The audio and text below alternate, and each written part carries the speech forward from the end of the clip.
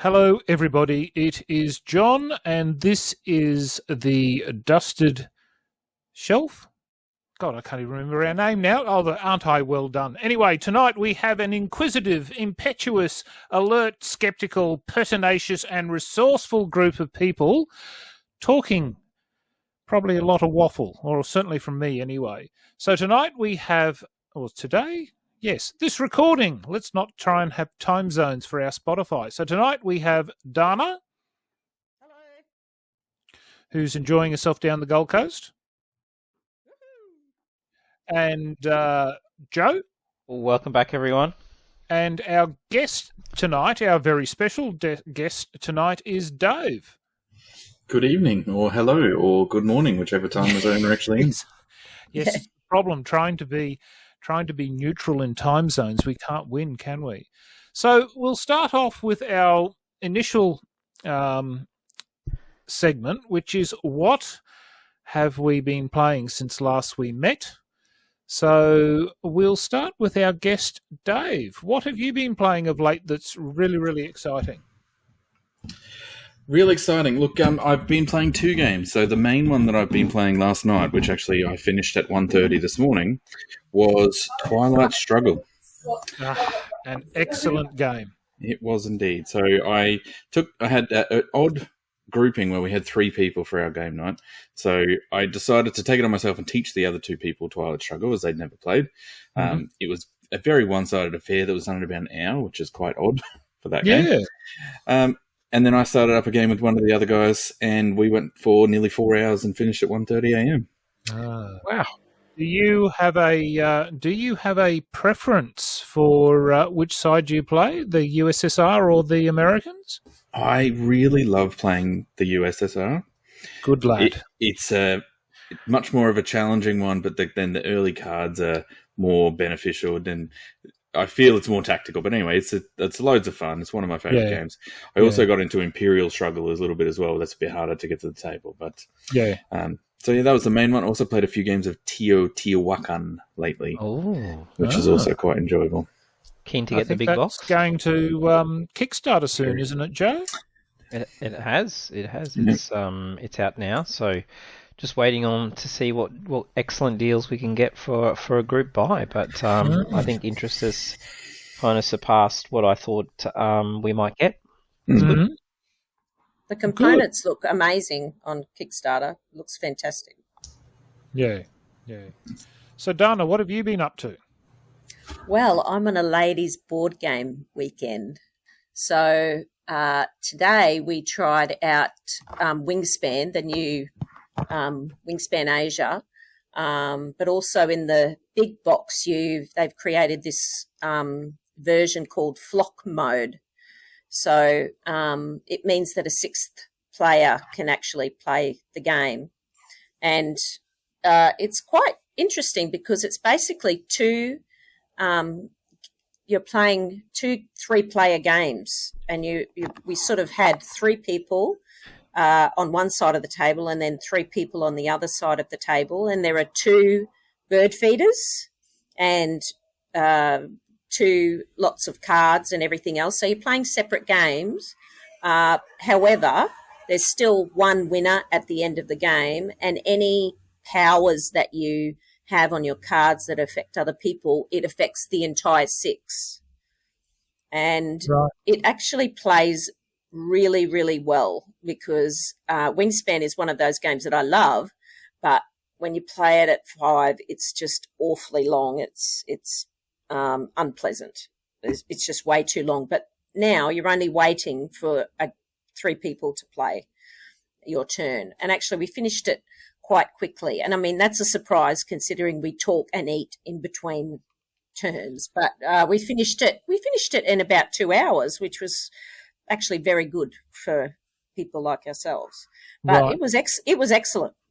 So I think they've done a great job coming up with this flock mode. It was awesome. Good. And I also got to play Great Western Trail again.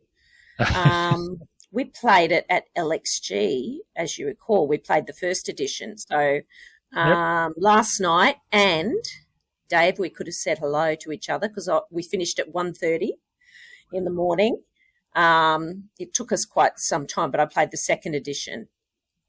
And I really like that game. I don't have it, but I really, really enjoy it. There's lots of ways to score points. It really tickles my brain, and I thought it was excellent. In terms of first edition versus second edition, the second edition is probably a little bit prettier, maybe the board and things like that, but it really plays quite similarly. And the meeples have little cowboy hats on them. Oh dear. Yeah, so that's cute. But no, it's really, really good, and I'm definitely going to buy it. Right. I'm definitely going to buy it. It's awesome. Really good. Well, I think Joe said that he's going to get first edition, so he'll sell you his second edition, won't you, Joe? No, he's shaking your head.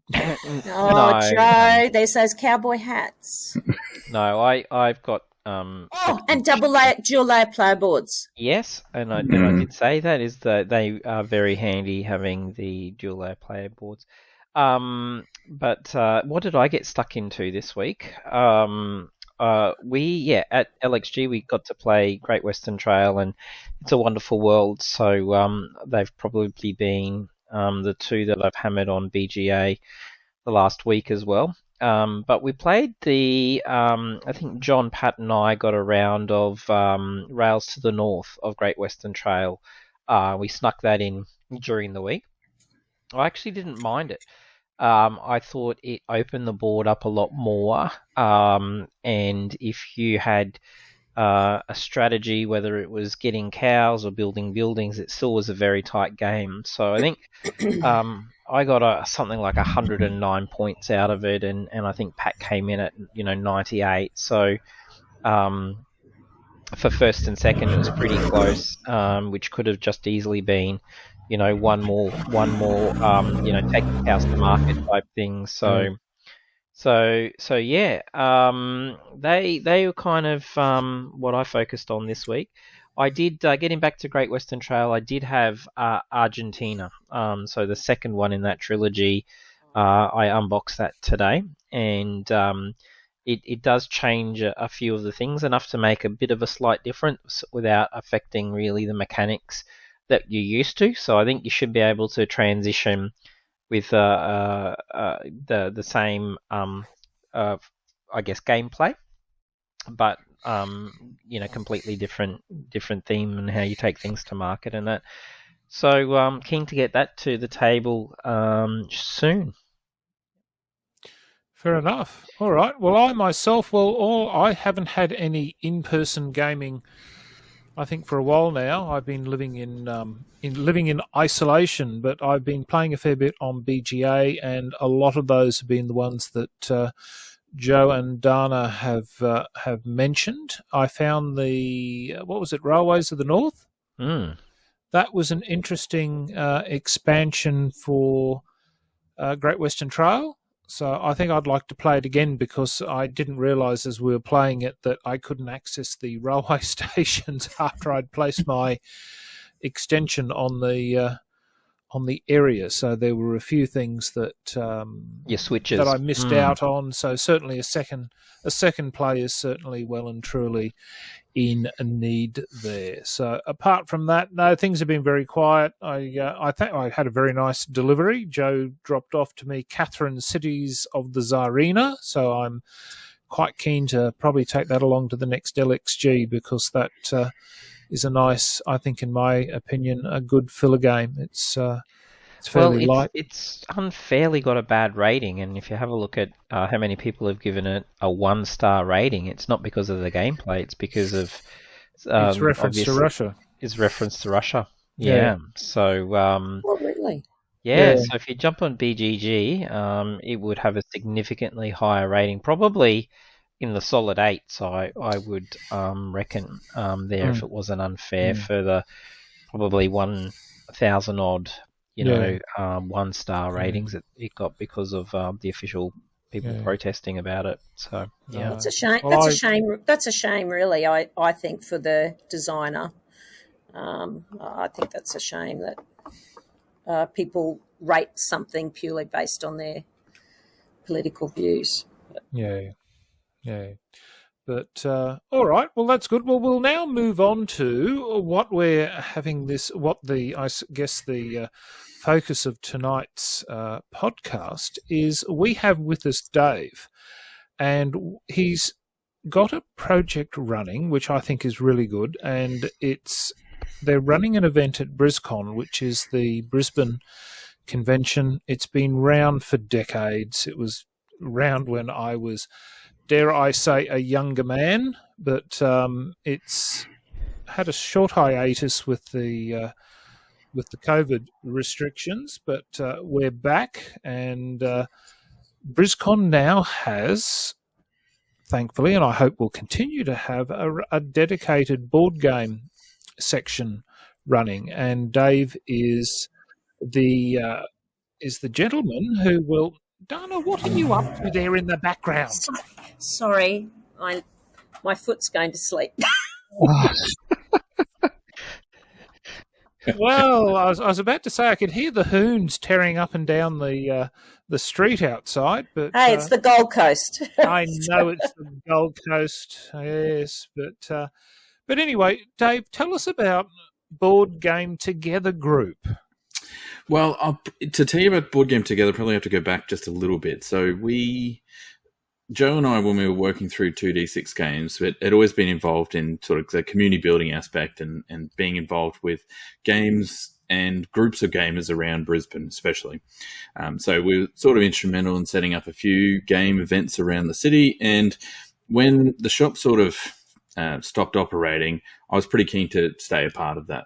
So I've started up a group for just the north side of Brisbane. So it's around me, it's a local group, and it started with literally 3 or 4 people. As of last count, I think we're over 650 now. The Facebook group and the community that's grown around that sort of just keeps exceeding my expectations, sort of blows me away. We get new people in every couple of days. But out of that, we just started booking pubs or local venues around the north side of Brisbane and having people turn up. And it got to the point where we're nearly getting 50 people on a sort of weekend gaming event. So it was a little bit hard to deal with. So what we did was we got an organising committee, a group of people together who were keen to donate their time and their effort and energy and further board gaming in Brisbane specifically. So it grew out of our North Brisbane group, and it's now a sort of broader citywide one. And the group itself had 2 kind of missions, and at the moment, we're working through the actual process of incorporating and becoming a not-for-profit entity so that we can run this sort of stuff legitimately. But the point of it is, and the reason it's called Board Game Together, is we want to bring board gamers together. We want to put on inclusive events that attract people to come, and anybody of all opportunities and board gaming knowledge is welcome. But also we want to try and patch together some of the disparate board gaming groups that exist in Brisbane. So as you guys know, that you guys are part of LXG, that's one of the main longest running ones in Brisbane. But at last count, there's about 20 or 30 different board gaming groups that run different events across the city. And, you know, Brisbane's not that large. So some of these people, there's a lot of overlap, but some of them end up being very localized or specifically for the groups of people that run in their little area. So that's the main mission of Board Game Together, is to kind of bring board gamers together.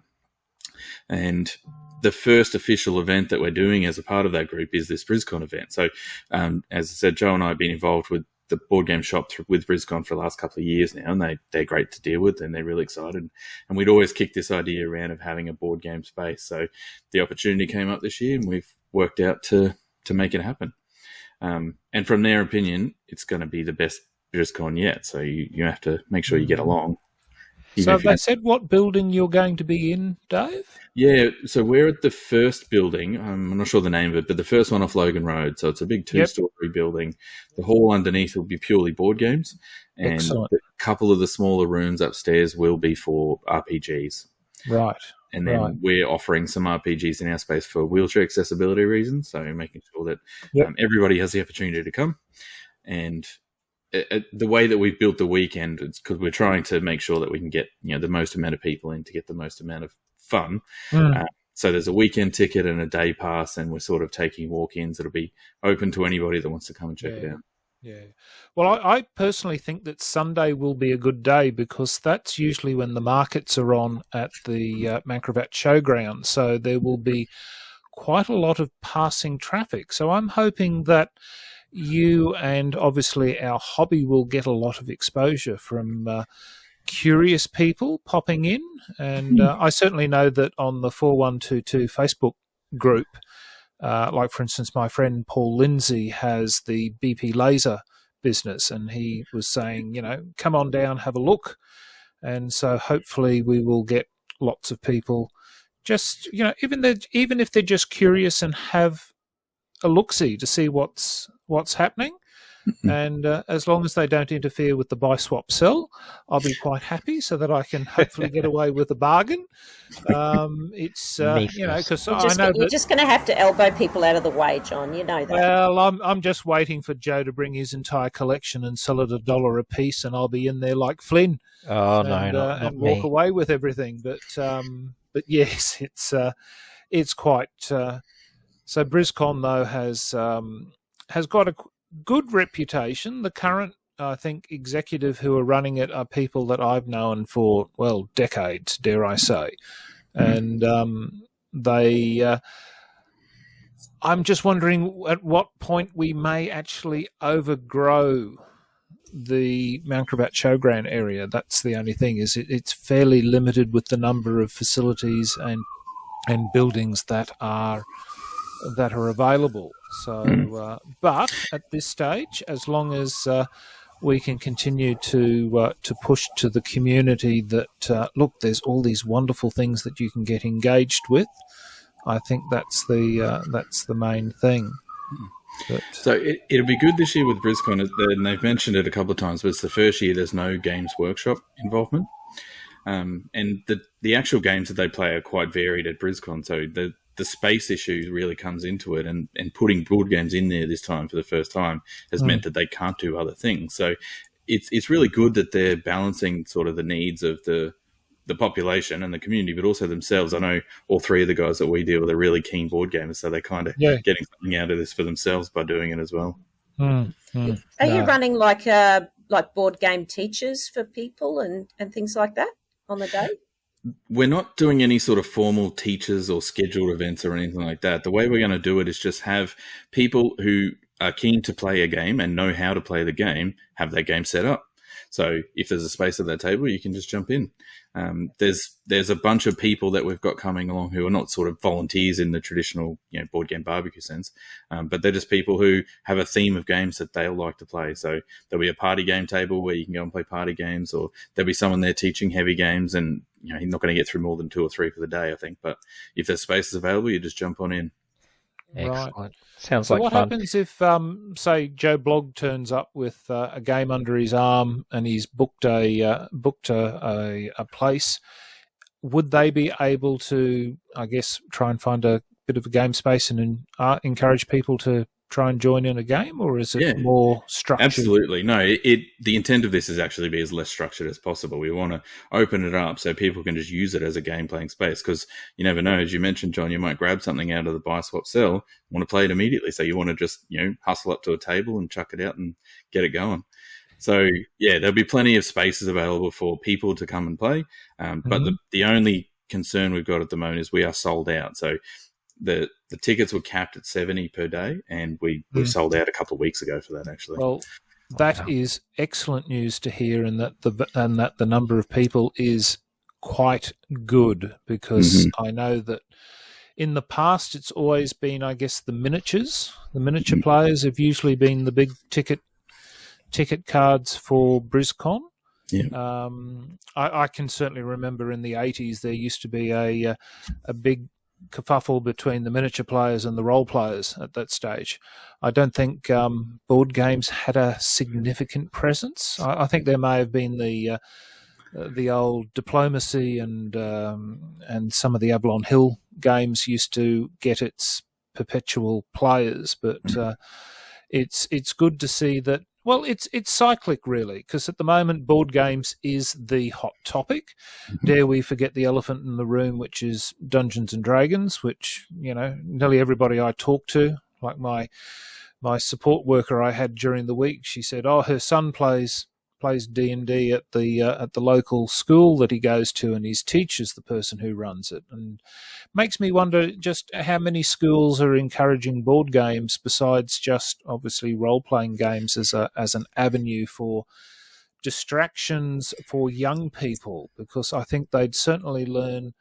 While role-playing is good, I think that certainly board games offer a alternative way to view, particularly with thought processes and how to read rules, interpret, strategize, and things like that, that sometimes aren't always, I guess, that well structured with role-playing games. So I think board games certainly have a very good path to play with development for young people, and even for old farts like me that are going slightly senile as we go older. But no, that is exceptionally good. So what time over BrisCon are the doors open and shutting, Dave? We are there from open to close, and possibly even a little bit more. So from 9 a.m. on Saturday until 10 p.m. we're actually in charge of locking up the site on Saturday night. Right. And then from 9 a.m. until pack up and shut down on Sunday. So the maximum amount of time for board gaming is being allowed. We had attempted to try and get something on the Friday night as well. So the site actually opens on the Friday. Yeah. Unfortunately, just due to insurance issues and site management costs, it was a little bit hard. So it's not a true sort of full weekend convention. It's a 2-day thing. But I think there will be plenty of people. So the majority of the tickets we sold are actually for both days. And I think a lot of the people will come along for both days. So it'll be very interesting. Right. So, Joe, what have you... I think, well, I'm really looking forward to it. So this would be my third year at BrisCon. And historically, I've met a lot of new people that have come into board gaming that have ultimately joined the groups that are around the place. And I think part of it is the accessibility. So I think, the ability to wander in, have a look.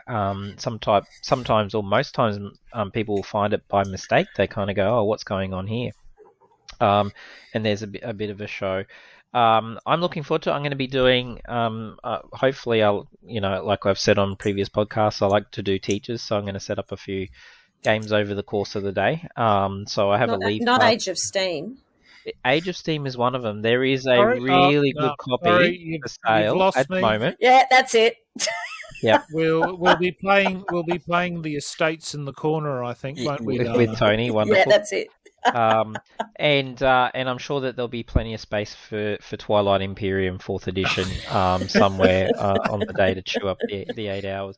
But look, it's just great to gather with people. I'm excited to see this as a weekend type event, and I think there's plenty of facilities around the area. I do think, potentially with how board games and the trends with board games, like they teach it at my son's school. I hear a lot of school programs moving into board games and board game clubs. My new place where I work, there's quite a few people who do D&D more than board games, but I'm yet to kind of get an opportunity to have a day where or an after work session around board games, just to show them what's out there. But is there a library, Dave, that people, if they can't get something at the secondhand market, or they kind of have an interest, will they be able to access a library? Absolutely. So the hall actually is great. It comes with a bunch of built-in shelves with little glass doors. So we'd be stocking those full of the library games. Mostly they're our personal collection stuff, and some donated games. So we did get a couple of sponsors for the event as well. So for me, it's going to be fantastic as an event. We've made badges, we've made lanyards, we're going to have people in shirts. We've got a bit of a branding campaign going around this board game together thing. And every one of the weekend tickets actually gets a free game as well. So I don't think we're going to be short of people having games to play which is going to be great. Do you want to give a shout out to the vendors? Sponsors that we've got. Yeah, well, it's a VR distribution are the main ones, but a lot of the companies that have donated their products. So Yellow Games, Catan Studios. There's a couple others I can't remember off the top of my head right now, but so there'll be a bunch of prizes and giveaways as well that are those sort of products. So the companies of distributors have given us games to play, like demo copies, as well as games to give away. Awesome. And I think Martin Wallace is coming down too. Yeah, Martin Wallace will be there, and he's got some demo games. We've also got a couple of other local designers that'll be doing some demo tables. So we're kind of trying to build that convention atmosphere, and we've got a lot of activities and a lot of things. And it's just, for me, I'm more excited for this than I have been for a board game for a little while. Fast forward 5 years, do you think, going back to John's earlier point, do you think Brisbane would be big enough to be able to kind of host something that's what you see in Sydney and Melbourne? Well, I mean, earlier on in the piece, I mentioned that the Board Game Together group had 2 main missions, and so that's the second one. We want to try and grow this event activity and put on something bigger and something that for us is cost effective to run. So we obviously, we're not running this as a business. We're running this in a not-for-profit sense, and it'll need to be sort of grown, I think, more than anything else. But absolutely, I think the demand's there, the interest is there from people, and we've just got to make it happen. Wonderful. No, that's been one of the things, I guess, that I've seen in 40 odd years of association with the gaming community is that some people, when they come in, just have this, I guess, idea that they're going to be a magnificent empire that starts at day one and it'll only get bigger and better, rather than thinking of we start small and slowly build our way towards getting to be an empire, rather than, it's like you've got to learn to crawl before you can walk. You can't come in running and expect everything to work successfully. And sadly, there have been quite a few spectacular fails over 40 odd years, which is sad. But hopefully everybody learns something in the process, so that as we continue to move forward. But that brings me on to the next question, which I've got, which I think we may very well have covered, is just what makes community gaming good? Do you want me to answer? No. Oh, no, we'll start with Dana. You've been very quiet. I couldn't. I didn't know whether I couldn't work out whether you were looking at me or someone else. No, I'm watching the entertainment in the background of your screen. That's what I'm doing. But don't worry about that. Oh, sorry. There's like drunk people walking past. There's sirens. Anyway. It's very entertaining. It's the Gold Coast. It's the Gold Coast. You're selling you're selling the spectacular side of Southeast Queensland entertainment for those young people looking for that little bit of excitement. But anyway, sorry. If they're walking by, I should ask if they like board games. I mean, I'm sitting here, they're walking past me. I should at least try and see if there's any board gamers out there. I think this is supposed to be a politically correct broadcast, so we may get some expletives being hurled at us. So maybe that may not be what we want. Yeah. But, so, Dana, what do you think makes community gaming good? Well, I've always loved board games, but the board game community and being able to meet other people through board games has changed my life. Particularly from a mental health perspective, I've had my struggles over the years, and I'm quite introverted naturally, and to be able to share a board game with someone allows me to be able to have a conversation with someone and grow a friendship without having the pressure of having someone across the table looking into my eyes and sort of generating conversation and things like that. And then you've got common interests as well. And the people that I've met board gaming are some of the best people I've ever met in my life. And, it's so wonderful that even though I'm turning 50 this year, it's taken 50 years, but I feel like I've found my tribe or the people that I belong with. So, and that is a direct result of the community events that I've been able to visit, things like LXG or the board game barbecue days. Those sorts of days, and I'm so looking forward to BrisCon that, even to be able to meet other women as well, like, because it is quite daunting, board gaming for a woman sometimes. It can be quite daunting because a lot of games are war-related, I guess, or battling and things like that, which a lot of women are intimidated by, I think. But it's been great to meet other women and just to see the range of board games and share different thoughts about gaming is really wonderful. And I'd encourage anyone who is maybe on the fence about going to something like BrisCon to just take that first step and just try it. At least go and have a look. And that's what I did, actually. I dragged my daughter along with me. She didn't want to come the first time I went.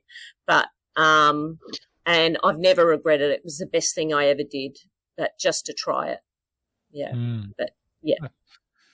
Well, once again, not that our listeners can see this, but part of your success there, Dana, is that you have a nice little community of lady players with you this evening, and it's I think rare in many cases. I don't see a lot of women-orientated groups. Although, no, I lie. The community, who was it? The community centre or the community group on the north side? You took me there once.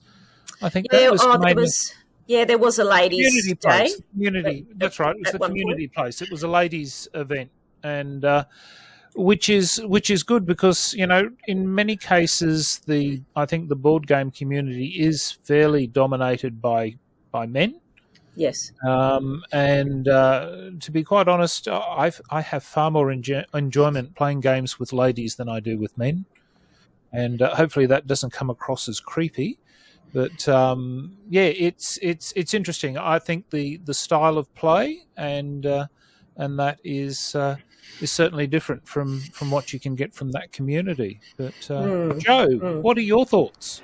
Look, I just enjoy meeting people, getting out and teaching. I have more of a passion to kind of want to pick up a game, sometimes learn it myself, but I'm very much in that teaching and helping mindset, introducing people to the sport and the same benefits that kind of Dana has outlined.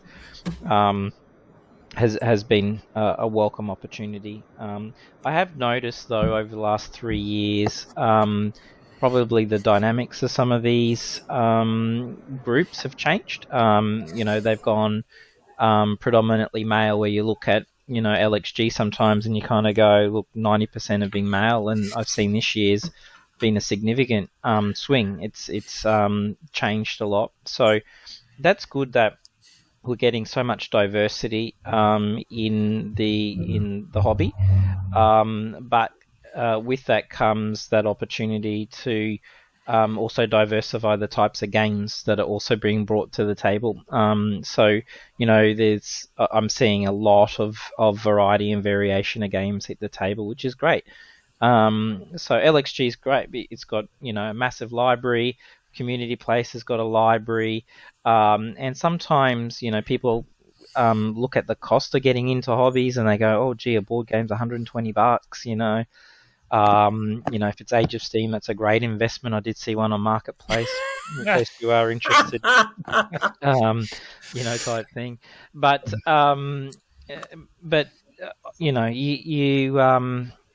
you really do. I think you really do find your tribe, and once you kind of in that, it's really hard to kind of miss out on going to LXG or a BrisCon event. Every year, it becomes more of a, milestone. You have to lock it in because that fear of missing out, is for me, that's what this year's been about. It's, making sure that you create that opportunity, create the time and the space to be able to go to these types of events. Yeah, right. So it's been great. Dave, your thoughts? Yeah, look, it's, as I said, it's something that we've focused on a little bit. So going to the stage of setting up a not-for-profit group and running these kind of activities is, for me, it's all about community building. And so early in the piece where we were setting up these community events, running into Kylie from the community place and Shane Tonkin, who's the sort of two other main drivers behind the group with the rest of the committee. Cartel. The cooperative. The cartel. Yeah, they're the passionate, community-minded people that we need. So Kylie is in simple terms, a community worker. She runs a community centre, and her whole thing is built around social inclusion and space activation and making sure people can, feel comfortable doing these sort of activities. So the fact that she got a grant and bought board games with it tells me plenty. And so doing a lot of activities with her and with the people that we've built around that. But as you guys have said, it's a daunting experience sometimes to do it. So the way that we've gone about setting up our events is very organic, and they're free and they're accessible and they're in a pub. So it's an open space and you can talk to people beforehand about going. It's a very social minded activity. And that's the whole intent. We want people to feel comfortable coming to these sort of things, because a lot of board gamers are introverted, probably don't have a lot of experience in doing this kind of activity in a social setting. But once they do, they realize how good it is. So it's so great to be able to, and for me, so fulfilling to be able to see that grow and happen. All right. Well, we're getting close to finishing off our podcast for this evening. So what I might ask is, what has been the most memorable event that you have that you've been to related to games of whatever particular aspect you like? Dave? I find it quite hard to answer, John. So I'm a bit like you, probably not as long, but I've been playing games for nearly 30 years now. So there's a lot of times, and I can remember doing things. And really, it all comes down to the people that I do it with. I could think of half a dozen games that I've played with Joe that I've absolutely adored. Going to the LXG retreat a couple of weekends ago and playing a game with Dan was fantastic. But it also Sidereal Confluence with Tony. That was one of the best games that I played for that weekend. It's an experience. I played half a dozen games and even set up a competitive sort of Twilight Imperium tournament. The fact that we've got a trophy and everything, it's every single game of that is memorable. So it's hard to pinpoint. But was I invited to that? Where was my invite? You and Stu were there, mate. But one of the best ones, and it involves Joe, and I think it's the first time Joe played a board game was Twilight Imperium. He's talked about it a little bit. And he came to a friend of mine's house and we set it all up.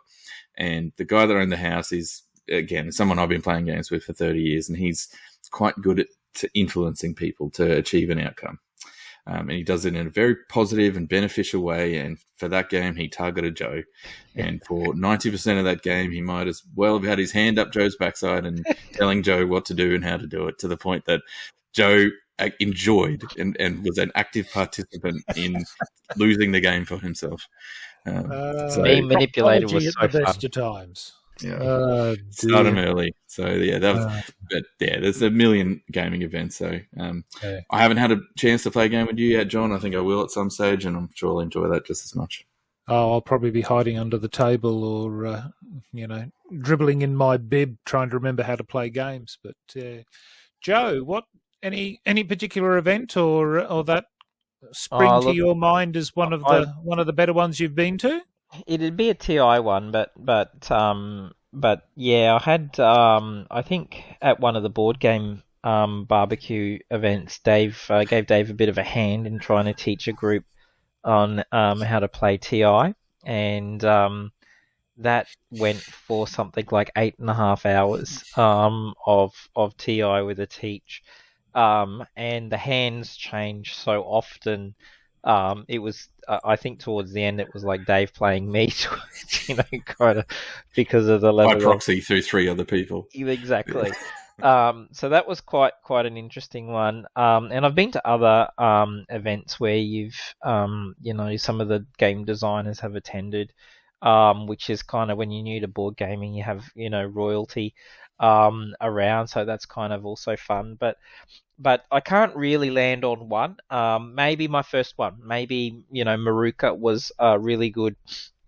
For me, it kind of kicked it all off. And kind of going, wow, there's more than just gaming with family and friends. There's a whole bunch of strangers out there who are willing to kind of teach and play board games together. I think at Maruka I met Felicity and Rue and who else?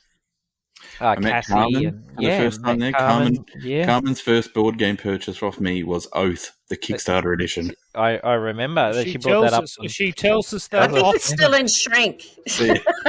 Yeah, not surprised. And so that's what I think is probably, if you think about what are some of those memorable moments, it's being able to kind of go, oh yeah, I met Dana at that board game one, and we got a game of Dune Imperium in or Viticulture or something like that. So yeah, that's it for me. I still remember at that Maruka event afterwards, like the passion and the energy that we invested in it. We sat around for nearly an hour afterwards, and you could just feel like the belief that we're onto something here. We really need to do this more. It was so exciting and energetic. It was awesome. Yeah, and I think, highlighting on that was probably at the beginning of COVID and just before lockdowns, and I think on that one, Brisbane went into lockdown probably that following week, so it was good, to kind of get that. I think some ways COVID also accelerated that when we did get time out, that we really, invested time in the groups and the games as well. So, it was just on a trajectory, so it was really good. I got to attend lots, few on the north side, south side, west, Ipswich. So there's plenty of groups, but something I have noticed is somebody's put together a map of where some of these community groups are, and how regularly they play, and some for good reasons, overlap, and others could probably, complement each other rather than compete, so that you have a more robust schedule. So there's plenty out there. Jump on the community groups, jump on Facebook, have a look, and I'm sure you'll find something that suits you. Right. Dana, what about yourself? Any memorable event that strikes you? Look, actually, it's similar to Joe, I would say, that that first event that I went to at Maruka as well, and I remember going in there, and I was so dreadfully nervous going in there because I'd never been to an event or anything like that, and I really didn't know anybody else in board gaming. I was really terrified, and I remember walking in and Adrian greeting me, which I really appreciated, and seeing this room and seeing all these board games laying around the edge of the room on on chairs pews, or something. I think. Pews, that's it. Yeah, pews or something like that, and seeing all these board games. And I remember looking over towards yourself, Dave and Dan, in the 2D6 shop where I got my 10% off Dwellings of Elder Vale deluxe copy. My copy that you're hanging on to. I will acquire it eventually, Dana. Well, you have. Yeah. You have. Oh, yes, I have. That's right. Is, John has acquired a copy of Dwellings of Elder I'm out Vale. walking the streets earning revenue as we speak. But on that day, this is going to sound really silly, but prior to that, I had been, following the board game barbecue for a while, and I'd started finding out about the podcasts and listening to them. And anyway, I looked over at a table, and I think it was War of Whispers was being played, and Adrian introduced me to Mitch. and I literally was speechless. It was like I'd seen Elvis or something. Yeah. I mean, I was so amazed that this person that I'd heard on the podcast, he was there in real life. Flesh and blood. And he looked at me and said hello, and I had nothing to say. It was so embarrassing. I couldn't say anything. I was absolutely speechless. But that's what that's one of the things that I remember about the day. But I also did meet, people like Felicity and Rue and that you've talked about, Joe. And, of course, we're still friends now today. And I also remember, Dave, you're talking about the atmosphere or whatever in the room. I remember when I left, I got in my car and I put a post on the Board Game Barbecue Facebook page saying that was the best thing ever. It was amazing. And the feeling that I had on that day, I just want to have it again. I remember that. Yeah. So it was wonderful.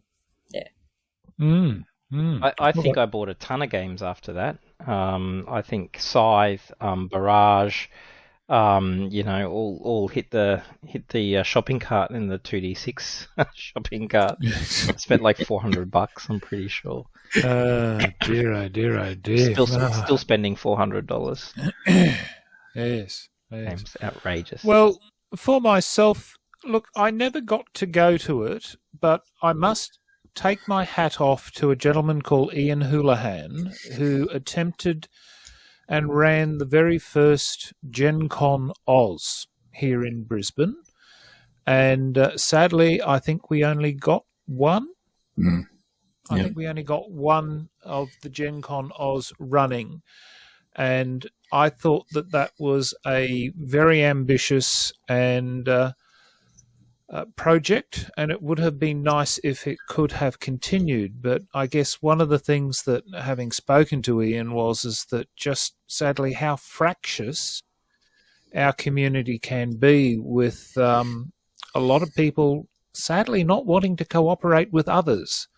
And that's, I'm hoping, is something that's not there anymore. I would hope that it would diminish, because we're far better united than we are trying to run things as 67 little independent states rather than as one united one. So,